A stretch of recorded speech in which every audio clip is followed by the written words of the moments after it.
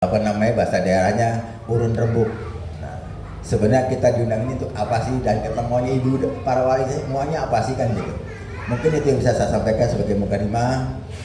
Untuk itu sambil persilakan kepada Pak Ustadz Hasan Rajis untuk memberikan pandangannya apa sih tujuan kita datang pada hari ini, dan kemudian sebagai selaku ketua DKM juga mudah-mudahan kaitannya dengan kependidikan ini atau dengan TP ini akan ada satu jenjang yang lebih baik daripada ini. Mungkin saya itu saja untuk sementara waktu. Saya akhiri, wassalamualaikum warahmatullahi wabarakatuh.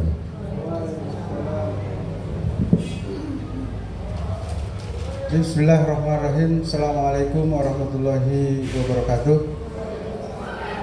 Jadi memang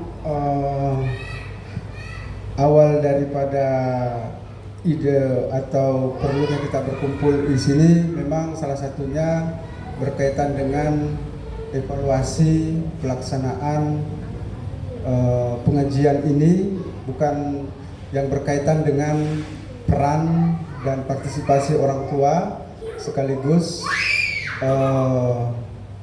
pengembangan ke depan yang akan kita harus bicarakan bersama. Bismillahirrahmanirrahim. Alhamdulillahirabbil alamin, nahmaduhu wa nasta'inuhu wa nastaghfiruh wa na'udzu billahi min shururi anfusina, may yahdihillahu fala mudilla lahu wa may yudlilhu fala hadiya lahu. Asyhadu an la ilaha illallah wa asyhadu anna Muhammadan abduhu wa rasuluh. Allahumma shalli wa sallim ala sayyidina Muhammad wa ala ali sayyidina Muhammad. Allahumma arhamna bil Qur'an, Allahumma arhamna bil Qur'an. Allahumma ja'alna min ahlil Qur'an alladzina hum ahluka wa khassatuka. Amin ya rabbal alamin. Puji syukur kehadirat Allah Subhanahu wa taala karena pada pagi hari ini kita bisa berkumpul, mungkin ini yang terbanyak dari sebelum-sebelumnya ya, insya Allah. Kemudian salawat dan salam kepada Rasulullah Sallallahu Alaihi Wasallam yang kita warisi ilmunya, yang kita warisi ajarannya, dan tentunya yang kita pegang nasihatnya, yaitu berpegang pada sunnatullah dan kitabullah.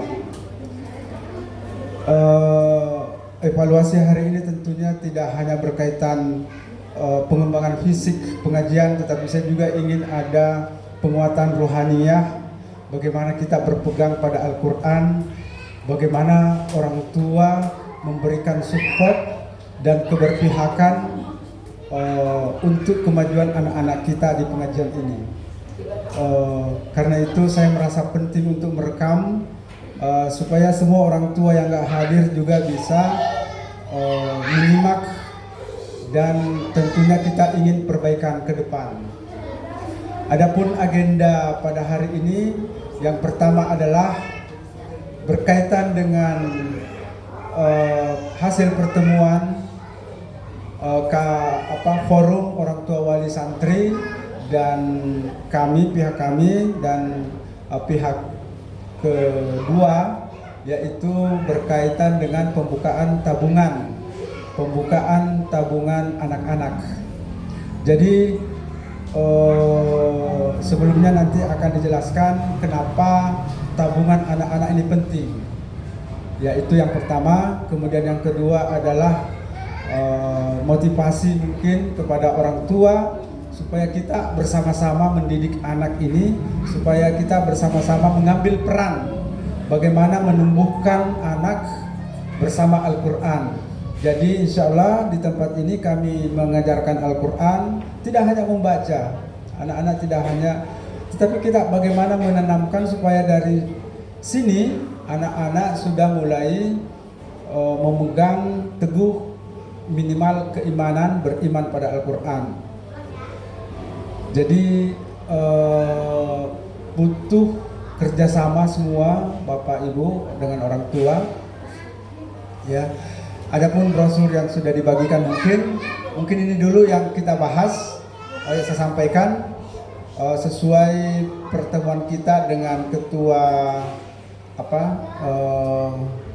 forum orang tua santri dengan bendahara, bahwasanya dari evaluasi kita berkaitan dengan pemberian infak, ya, infak bulanan, memang kami merasakan bahwa partisipasi itu masih sekitar 50% dari orang tua santri, ya. Mohon maaf, ini harus kami sampaikan apa adanya. Dari catatan kami bahwa infak pertama kali kita berlakukan itu bulan 9. Sebelum dulu.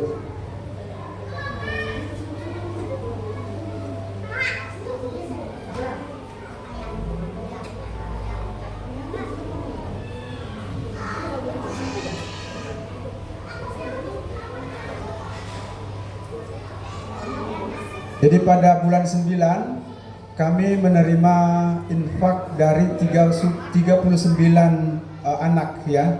39 anak dari sekitar 60 santri terdaftar, tapi yang aktif sekitar 50 sampai 55 santri.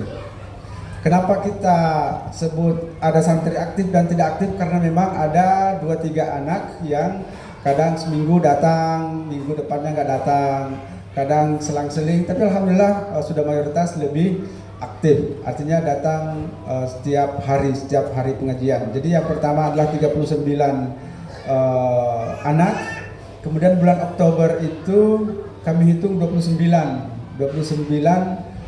anak yang berinfak. Kemudian yang bulan November ini sekitar 31. Di sini kami tulis 31. Nah, kemana dana-dana ini kami salurkan? Yang pertama memang belum ada yang kami salurkan untuk fasilitas, untuk pengembangan misalnya kegiatan belajar mengajar, belum. Selamat datang Ustadz Fauzan. Karena kami di sini dibantu 3 ustadz, tentunya dari pertemuan perdana kami dengan orang tua santri bersepakat untuk memberikan infaknya minimal Rp30.000 per bulan. Untuk apa? Tentunya ini bukan gaji, ini bukan honor, tetapi apresiasi. Ini adalah bentuk keberpihakan orang tua pada pengajian. Jadi apa yang kita sumbangkan itu, infakkan itu, ibu-ibu semua, bapak-bapak, ibu tidak membayarkan bulanan anak ibu-ibu yang ada di pengajian ini. Karena kalau kami mau dibayar, tentunya kami tidak meminta 30.000 per bulan. Kami tidak tega dibayar hanya 30.000 per bulan. Maaf. Tetapi bukan itu yang tujuan kami. Jadi ibu kami edukasi juga para orang tua bagaimana supaya ada keberpihakan pada Al-Quran. Jadi ibu berinfak itu bukan untuk semata-mata membayarkan kewajiban atau iuran anak, tidak. Tetapi bagaimana menghidupkan pengajian ini. Jadi mungkin 30.000 yang kita bayar, yang kita infakkan, itu bisa menghidupkan roda syiar dakwah Islam dan Al-Quran. Kita bisa menghidupkan, kenapa?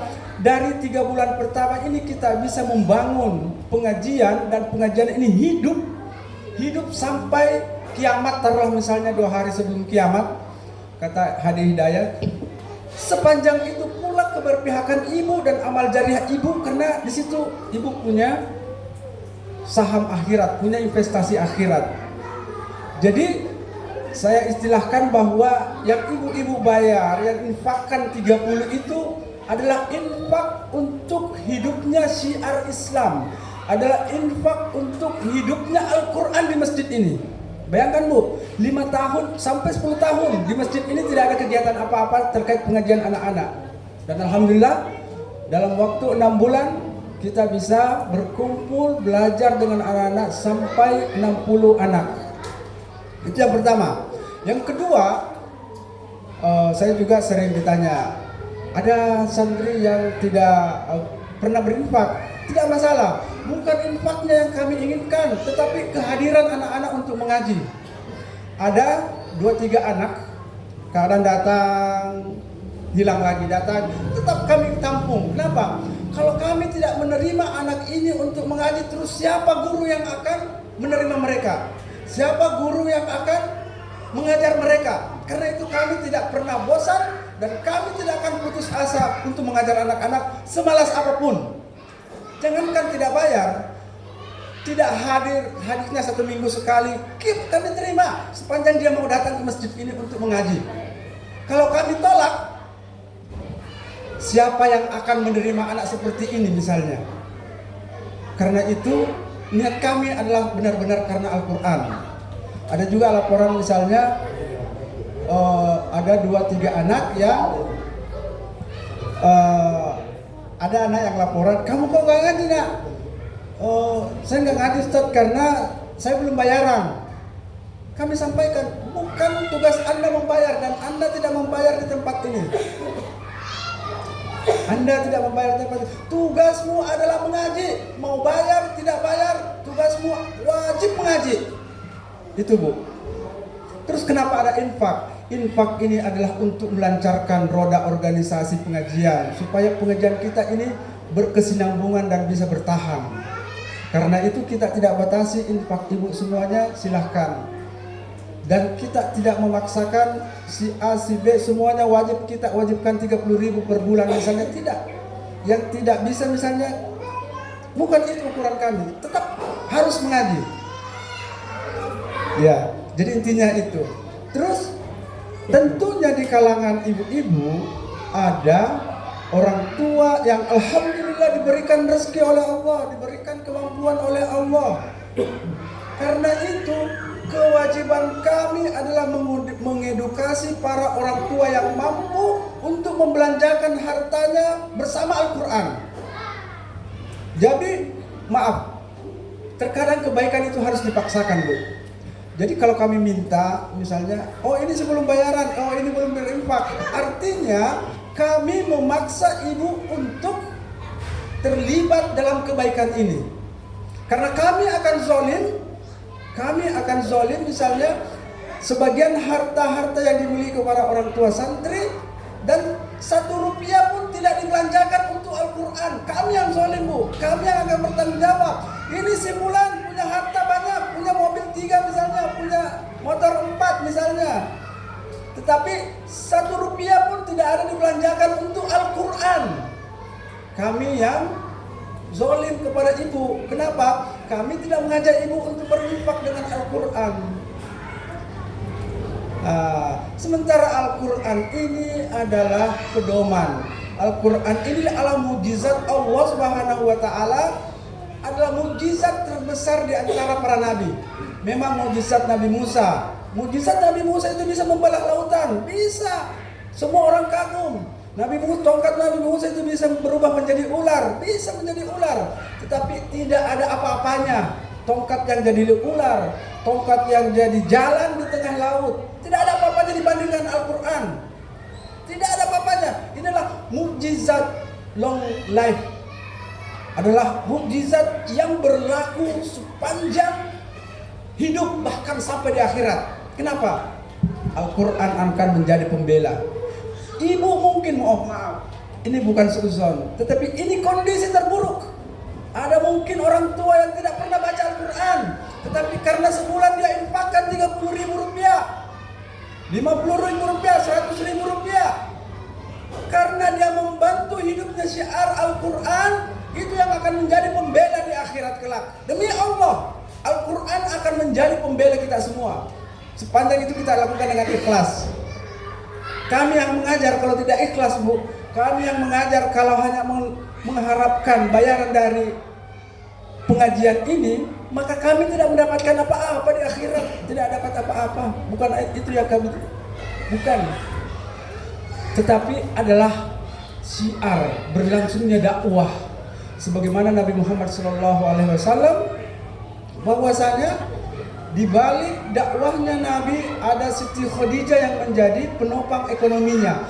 Maka itu orang tua santri kita ingin menjadi Khadijah bagi pengajian ini. Jadilah Khadijah. Apa yang bisa? Oh, saya bisa organisasi, bantu kami di dalam kelola organisasi pengajian. Oh, misalnya saya punya banyak waktu untuk mungkin bisa membantu apa saja untuk pengajian ini. Oh, saya misalnya waktu konsep, ini ada konsep saya berikan. Jadi itulah yang kami inginkan dari para orang tua santri. Jangan kami disalahpahami, ya. Jadi karena kalau misalnya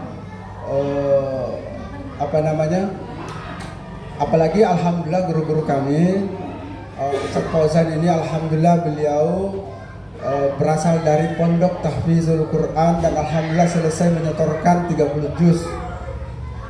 Alhamdulillah saya juga 6 tahun di pondok tahfizul Quran. Kami juga bergelut dengan Al-Quran, sehingga jiwa kami memang sudah menjadi jiwa Al-Quran. Mungkin itu prolognya Ibu, sekedar menggugah bahwa apa yang kita lakukan ini semata-mata untuk investasi kita, pegangan kita di akhirat. Kalau kita tidak membaca Al-Quran seminggu sekali tetapi kita rutin berinfak, insya Allah infak itu akan menjadi penolong bagi kita. Gara-gara kita berinfak, misalnya pengajian ini hidup, ustadznya tetap ada yang bisa mengajar. Bayangkan Bu, kalau tidak ditopang dengan kemampuan ekonomi pengajian kita, nggak mungkin kita bisa mengaji. Jadi itu penjelasan saya mengenai kenapa harus ada infak. Sementara di luar saya dengar ada yang 100.000 wajib, yang tidak mengaji tidak boleh mengaji lagi. Ada yang 150. Nah, kalau memang tidak bisa dan tidak mampu, ngajilah di tempat ini gratis, tidak harus infak bagi yang memang tidak mampu. Yang mampu, kenapa kami wajibkan infak? Kami ingin memaksa ibu untuk membelanjakan hartanya bersama Al-Quran. Udah itu aja niatnya. Dan alhamdulillah 3 bulan berjalan ini memang kami tidak pernah menagih.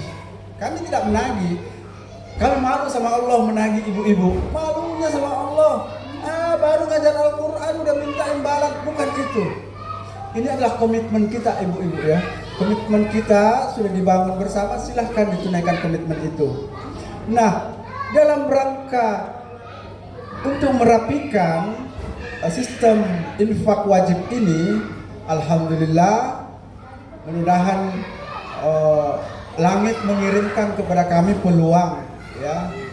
Jadi bagaimana mungkin sebulan tidak bisa terkumpul sekian untuk berinfak. Karena itu, alhamdulillah. Di sini ada teman kami, jadi beliau adalah Mbak Deni. Mbak Deni ini saya bersahabat dengan suami beliau sekitar ya 15-20 tahun lalu, menawarkan, tadinya beliau mencari TPQ sekolah TK.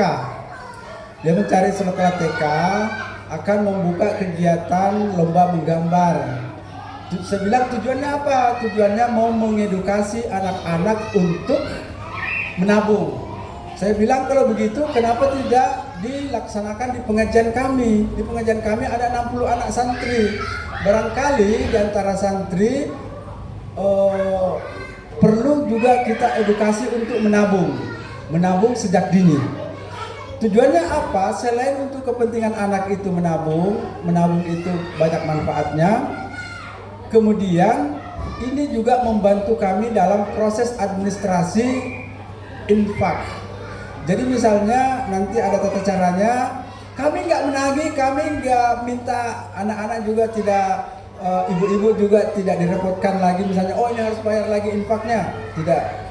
Tetapi dari tabungan itu bisa diblokir minimal 30.000 misalnya langsung masuk ke pengajian.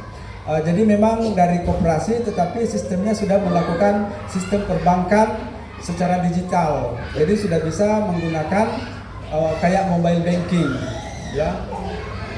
Dan dari sisi kepercayaan, tingkat kepercayaan koperasi ini sudah berapa tahun, Mbak? 51. Jadi koperasi ini sudah berjalan 51 tahun lalu. Artinya, insya Allah secara ringkas bahwasanya bisa dipercaya insya Allah 51 tahun. ya dalam setahun.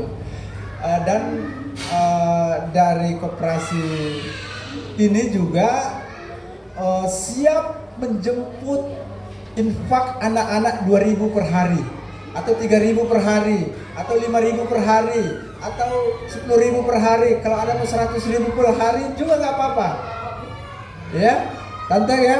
Tante kemarin mau katanya 200.000 per hari mau disetor. Jadi ibu-ibu tidak dibebani lagi yang namanya, dan kita juga teredukasi. Dan anak-anak kita mungkin kita nabung 6 tahun untuk lanjut SMP sudah punya tabungan dari kebaikan ini. Ya begitu. Jadi nanti lebih jelasnya akan dijelaskan Mbak Deni mengenai sistem seperti apa. Saya sendiri juga menyambut baik dan terima kasih, dan pastinya saya juga karena punya 3 anak yang mengaji di sini tentu ikut pada aturan ini. Ya. Jadi begitu Pak Ketua, bahwasanya dari timnya Mbak Deni ini siap menjemput infak 2.000 per hari, yang bisa 3.000 per hari, akhirnya ngumpul-ngumpul sehari, sebulan mungkin ada yang 100, ada 150. Oleh sistem yang ada di koperasi ini, dia langsung dipotong 30.000 per bulan. 30.000 per bulan dipotong masuk ke rekening TPQ. Jadi kami tidak ada lagi misalnya anak-anak tidak bawa lagi duit. Nah itu. Jadi tadi saya secara data saya sudah jelaskan bahwa datanya itu kita dari santri yang terdaftar 50% yang melakukan infak.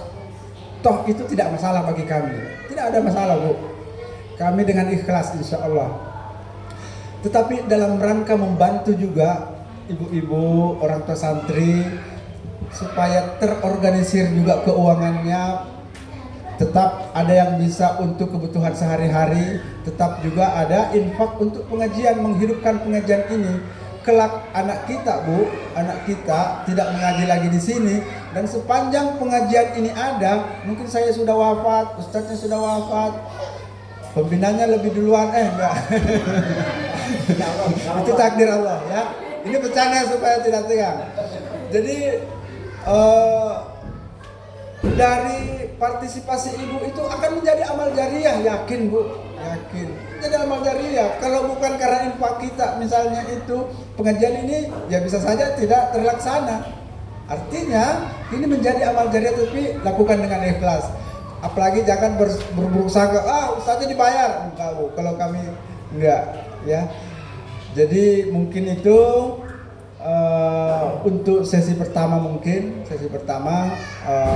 sebagai prolog, kenapa pentingnya kita edukasi anak-anak kita ini. Pertama menabung, kedua sudah membantu pengajian, roda ekonomi pengajian, ketiga kalau berlebih, ada rezeki lebih, keuntungannya kembali kepada anak-anak kita.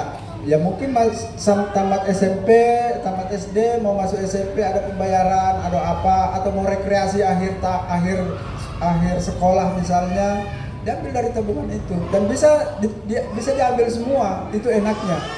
Untuk selengkapnya tentunya saya berikan, sebelum kembali ke Bapak Pembina dan Pak Ustadz, saya berikan dulu untuk penjelasannya ke Mbak Deni. Terima kasih.